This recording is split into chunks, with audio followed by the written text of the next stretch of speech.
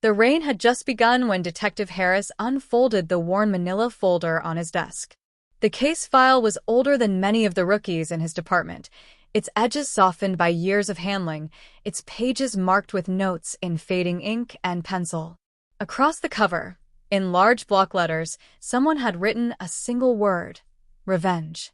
Harris had heard of it in passing, a file passed between generations of detectives, whispered about but never solved.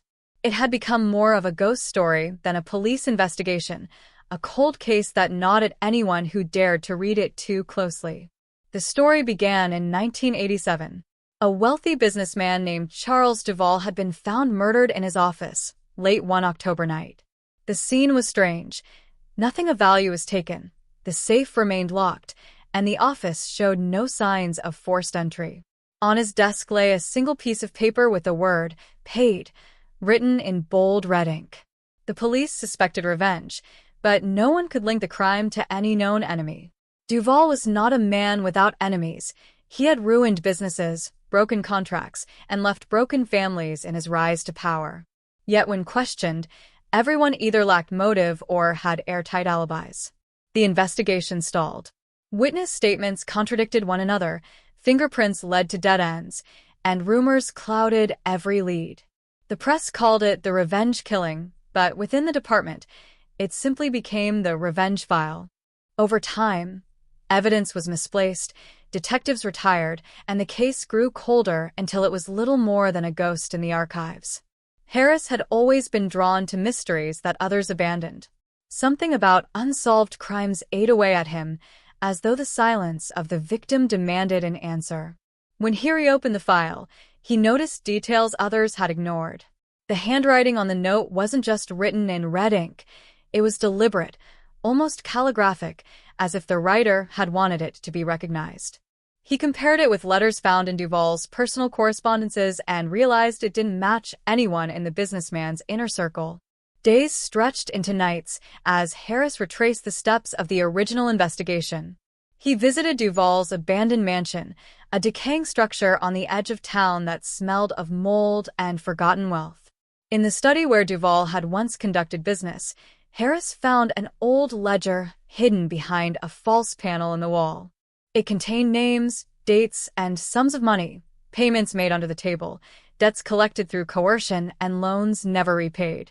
At the bottom of one page, next to a name long faded, Harris saw the same red ink scrawled word, paid. The name was Eleanor Price. She had been a small business owner in the late 80s, a widow struggling to keep her late husband's shop afloat. Records showed that Duvall had loaned her money with impossible interest rates, forcing her into bankruptcy and seizing the property when she inevitably defaulted. Soon after, she disappeared from town without a trace. At the time, investigators had dismissed her as irrelevant, a broken woman lost to hardship. But Harris saw something different, a woman with nothing left to lose. He began tracking Eleanor's trail, piecing together fragments of her life from old census records, newspaper clippings, and even church registries. She had resurfaced in a nearby city under a new name, working quietly as a seamstress. No one ever suspected her of involvement in Duvall's death. But Harris noticed the timeline. The very week she reappeared, she had purchased a modest home with cash, an unusual feat for a woman of her means. Where had the money come from? The deeper Harris dug, the more the story twisted. Eleanor wasn't alone. Several others who had suffered at Duvall's hands had vanished in the months before his murder. A contractor ruined by his manipulative deals, a secretary dismissed without severance after years of loyalty, a partner swindled out of his shares. Each had faded from the public eye, only to reappear later in distant places, living quiet lives with suspiciously clean starts. Harris began to suspect a pact, a hidden group bound not by friendship, but by vengeance. The note marked paid was no taunt. It was a signature, a ledger entry in a book of debts settled not by banks, but by blood.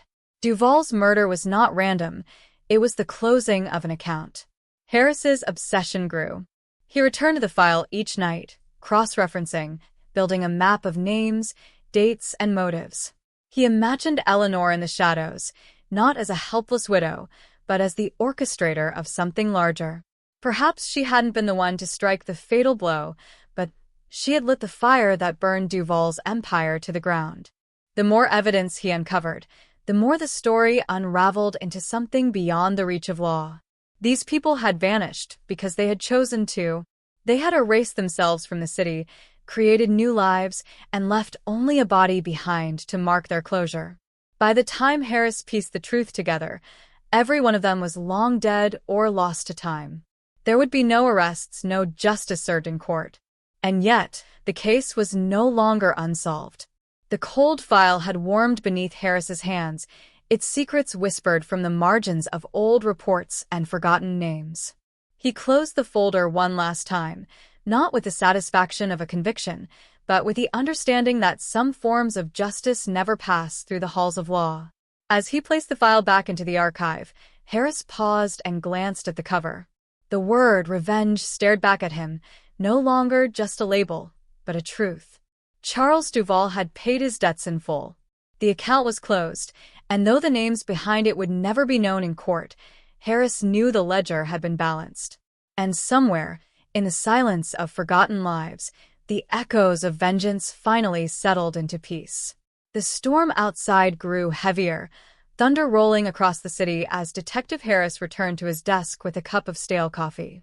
The revenge file sat in front of him, its pages spread out like the pieces of a puzzle waiting to be assembled. He had read every word dozens of times, but the story still gnawed at him. It wasn't just a case anymore. It was an obsession.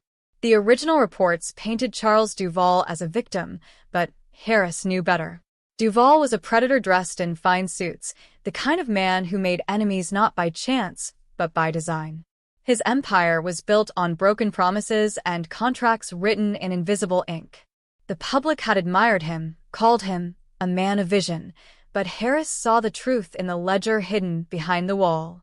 Each name was a scar left behind, each red word a wound that had never healed. The rain gave the night a rhythm as Harris leaned back, imagining the night of the murder. October 3rd, 1987, Duval working late in his office. The tall glass windows reflected the city lights, his desk piled high with contracts and whiskey glasses. He had been alone when someone walked in. Not a stranger, someone he knew well enough to allow inside without hesitation. Perhaps he even greeted them with a smirk, that trademark arrogance of his, right before they handed him the final bill. The blow had been quick, efficient. Not rage, but calculation. Harris flipped to the witness reports. The janitor had heard muffled voices around 10:15 p.m., but when questioned, he could not identify them. The secretary swore she left at 9, though Harris now doubted her honesty. Too many details didn't add up. The investigation at the time had been sloppy, clouded by politics and fear. Duval's wealth had bought silence, even after his death. No one wanted to admit he had been killed for what he truly was. Harris began retracing Eleanor Price's life. He found a faded photograph in a church archive. Eleanor, her late husband Thomas, and their small shop on the corner of Ashwood Street. They had looked hopeful, proud, unaware of the ruin that Duval's loan would bring. Harris imagined her despair, losing the shop, the home, everything she and her husband had built. Alone, desperate, stripped of dignity, she must have felt the weight of justice slipping from her hands. Perhaps that was the moment revenge planted its seed. She had vanished soon after her bankruptcy, but Harris pieced together her trail through fragments of records. In another city, under the name Helen Morris, she reappeared. Neighbors described her as quiet, kind, skilled with a needle and thread. No one knew her past. But Harris saw the truth in the timing, in the sudden stability of her life. Duval's death had opened the door to her new beginning. Then there were the others. Richard Hale, the contractor who had lost his business after Duval cut him out of a deal. He had been seen arguing with Duval weeks before the murder. He too disappeared, resurfacing later in the South, running a modest carpentry shop. Linda Carver, the secretary, dismissed without a penny after years of service, had claimed ignorance at the time. But Harris discovered she had purchased a house just months after the murder, far beyond her means. Piece by piece, Harris saw the shape of it. These were not scattered coincidences, but a quiet conspiracy. Broken lives had gathered in the shadows, united by one man's cruelty. Perhaps Eleanor had been the heart of it, the one who gave voice to their silent rage. Or perhaps they had all come together in secret, bound by a single word: revenge. Harris's nights grew longer. He visited the old courthouse, where Duvall had once testified against rivals, the bars where he had celebrated his victories, the neighborhoods he had destroyed with his ambition. Everywhere Harris went, he felt the lingering presence of those who had suffered. It was as if the city itself remembered, even when people tried to forget. One night, Harris dreamed of Eleanor. She was sitting at a sewing machine in a dimly lit room, her hands working steadily, her face calm. On the table beside her lay the red ink pen, the same one that had written the word paid. In the dream, she looked at him and said, "We weren't killers. We were debt collectors." When he woke, sweat clinging to his skin, Harris realized the truth. This wasn't just about Duvall. It was about a balance that the law had failed to strike. Eleanor and the others hadn't sought blood for pleasure. They had sought justice in a world that denied it. The law had turned its back, so they created their own. In the end, Harris knew he could never bring charges. The trail was too old, the players gone, the evidence too fragile. But he could see the story clearly now. A woman destroyed by greed, joined by others equally scarred, had taken the ledger into their own hands. They had written the final entry in red ink, closed the account, and vanished into quiet lives that no one thought to question. He closed the file with a heavy hand, staring at the word across its cover. It wasn't unsolved anymore, not for him. The answers were written in silence, in lives rebuilt from ruin, in debts paid without a courtroom. The file was no longer a riddle. It was a reminder that justice wears many faces, and not all of them belong to the law. And so the revenge file returned to the archive, but Harris knew it would never truly rest. Somewhere, deep in the city's forgotten corners, the story still lived, whispered through rain-soaked nights like the one outside his window. The following weeks became a blur of old paper, cigarette smoke, and sleepless nights for Detective Harris.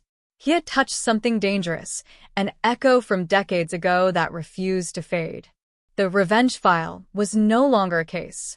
It was a story unfolding in his mind, a story that had been buried under dust and neglect but was clawing its way back into the present. He began imagining the night before the murder, October 2nd, 1987. Eleanor Price sat in her cramped rented room, the wallpaper peeling, the air heavy with mildew. She had nothing left except the photograph of her husband and the shop they had once owned. The picture sat on her nightstand, edges frayed from years of handling. That night, she wasn't crying. The tears had dried long ago. Instead, she sharpened her focus, staring at the ledger she had stolen from Duvall's office months before. Names and numbers lined the pages like tombstones. At the bottom, she scrawled her own note in red ink. Debt must be paid. But Eleanor wasn't alone. That same week, Richard Hale was drinking himself numb in a rundown bar, his hands calloused from the jobs he now took to survive. Duvall had destroyed his contracting business, leaving him penniless. Linda Carver was working at a diner, her pride shattered, her years of loyalty reduced to nothing when Duvall had dismissed her with a sneer. And there were others, faces Harris could now picture clearly, each carrying their own scar. One by one, Eleanor had sought them out. One by one, she had reminded them of the injustice they had swallowed. It hadn't been difficult to convince them. Duvall had underestimated the hunger of the broken. Harris pictured the secret meetings, dimly lit rooms, whispered conversations, the air thick with cigarette smoke and rage. Eleanor speaking with calm authority, her hands steady, her voice sharp. The law will never punish him. We will. Perhaps at first they had resisted, perhaps they had feared the weight of murder. But Eleanor hadn't asked for blind rage. She had asked for precision. A debt must be settled like an account, neat, clean, final. The night of October 3rd must have been their moment of reckoning. Duvall, arrogant as ever, believed himself untouchable. He sat in his office, the city glittering beneath him, unaware of the quiet storm walking through his doors. Harris imagined Eleanor leading them, her presence calm but unyielding. Perhaps Linda was there, too, silent but determined. Richard with his strong hands clenched tight. Each carried not only their own pain but the weight of countless others crushed by Duval's greed. No one screamed. No one begged. The act was swift. One blow, one silence, one life extinguished. On his desk, the red ink note. Paid. When Harris closed his eyes, he could almost hear the sound of Eleanor's footsteps leaving the office, measured, steady, unhurried. Not the walk of a criminal fleeing the scene, but the walk of someone who had finally reclaimed her dignity. Back in the present, Harris knew he was standing on the edge of something profound. The law would see murderers. History would see ghosts. But Harris saw something else entirely, a reckoning. A group of forgotten souls had forced balance where the system had failed. They hadn't escaped justice. They had become it. He drove one evening to the small town where Eleanor had lived out her final years. The house was quiet, its windows dark, its garden overgrown. Neighbors remembered her as kind, reserved, a woman who sewed dresses for children and baked pies for church sales. No one ever suspected the storm she had carried within her. Harris stood on her porch for a long while, listening to the night air, feeling the weight of history pressing against him. In that silence, he realized there was nothing more to be done. The file could never go to trial, the names could never be written in police reports. But for Harris, the truth was enough. Duval's death was not a mystery anymore. It was an equation finally balanced, a story written in shadows and silence, but no less powerful than any courtroom verdict. As he slid the file back into the archives for the last time, Harris whispered to himself, "Case closed." But deep down, he knew it wasn't closure for him. It was closure for Eleanor, for Richard, for Linda, for all the nameless lives Duval had ruined. The revenge file would gather dust once again, but Harris knew the truth would live on, not in headlines or reports, but in the whispers of rain-soaked nights, where justice and vengeance blurred into one.